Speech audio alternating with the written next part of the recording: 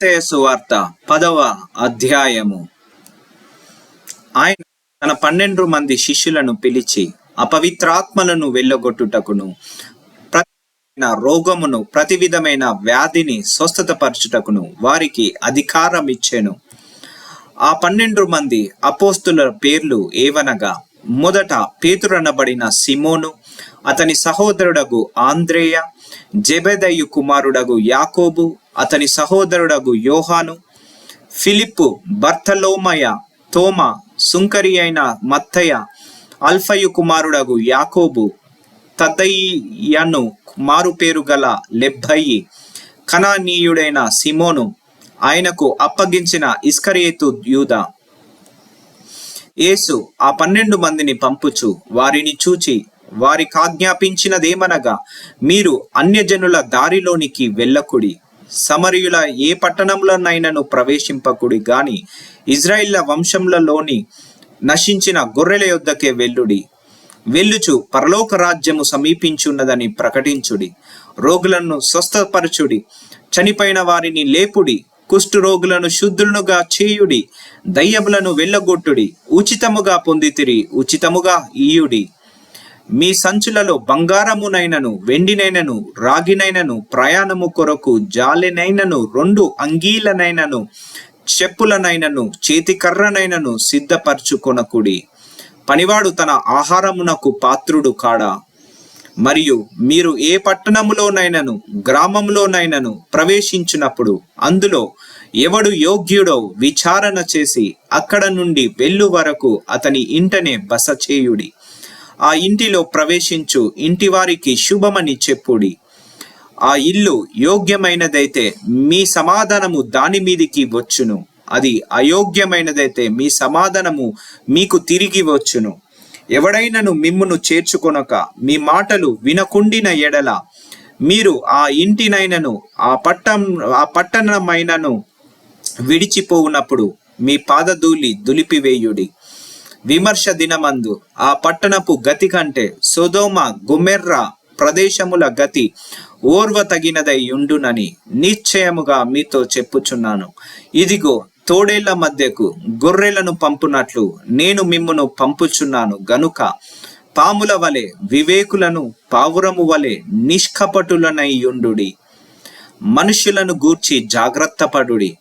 వారు మిమ్మును మహాసభలకు అప్పగించి తమ సమాజ మందిరములలో మిమ్మును కొరడాలతో కొట్టింతురు. వీరికిని అన్యజనులకును సాక్షార్థమై నా నిమిత్తము మీరు అధిపతుల యొద్దకును రాజుల యొద్దకును తేబడుదురు. వారు మిమ్మును అప్పగించునప్పుడు ఎలాగూ మాట్లాడుదుము, ఏమి చెప్పుదుము అని చింతింపకుడి.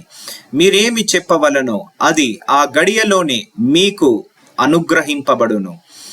మీ తండ్రి ఆత్మ మీలో ఉండి మాట్లాడుచున్నాడే గాని మాటలాడువారు మీరు కారు. సహోదరుడు సహోదరుణ్ణి, తండ్రి కుమారుణ్ణి మరణమునకు అప్పగించెదరు.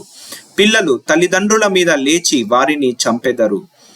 మీరు నా నామము నిమిత్తము అందరి చేత ద్వేషింపబడుదురు. అంతము వరకును సహించిన వాడు రక్షింపబడును. వారు ఈ పట్టణంలో మిమ్మును హింసించినప్పుడు మరి ఒక పట్టణమునకు పారిపోవుడి.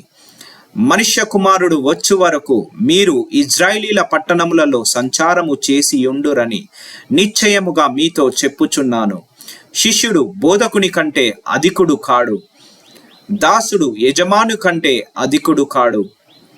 శిష్యుడు తన బోధకుని వలెను, దాసుడు తన యజమానుని వలెను ఉండిన చాలును. ఇంటి యజమానునికి బయల్జెబూలని వారు పేరు పెట్టి ఉండిన ఎడల ఆయన ఇంటి వారికి మరి నిశ్చయముగా ఆ పేరు పెట్టుదురు గదా. కాబట్టి మీరు వారికి భయపడకుడి. మరుగైనదేదియు బయలుపరచబడకపోదు, రహస్యమైనదేదియు తెలియబడకపోదు. చీకటిలో నేను మీతో చెప్పున్నది మీరు వెలుగులో చెప్పుడి. చెవిలో మీకు చెప్పబడినది మేడల మీద ప్రకటించుడి. మరియు ఆత్మను చంపనేరక దేహమునే చంపు వారికి భయపడుడి, కాని ఆత్మను దేహమును కూడా నరకంలో నశింపజేయగల వానికి మిక్కిలి భయపడుడి.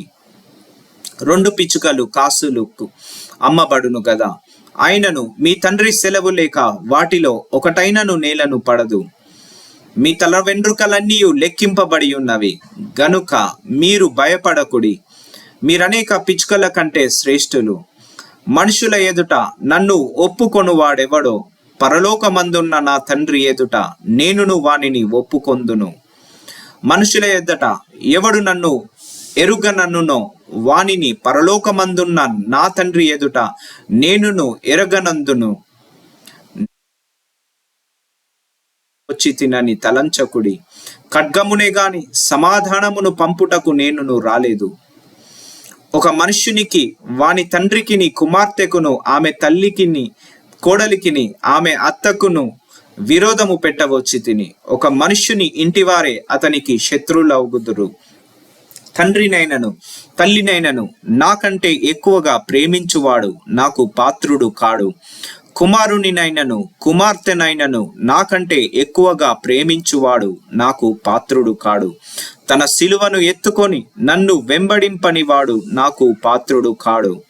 తన ప్రాణము దక్కించుకొనువాడు దాన్ని పోగొట్టుకొనును గాని నా నిమిత్తము తన ప్రాణము పోగొట్టుకొనువాడు దానిని దక్కించుకొనును. మిమ్మును చేర్చుకొనువాడు నన్ను చేర్చుకొనును, నన్ను చేర్చుకొనువాడు నన్ను పంపిన వాణ్ణి చేర్చుకొనును. ప్రవక్త అని ప్రవక్తను చేర్చుకొనువాడు ప్రవక్త ఫలము పొందును.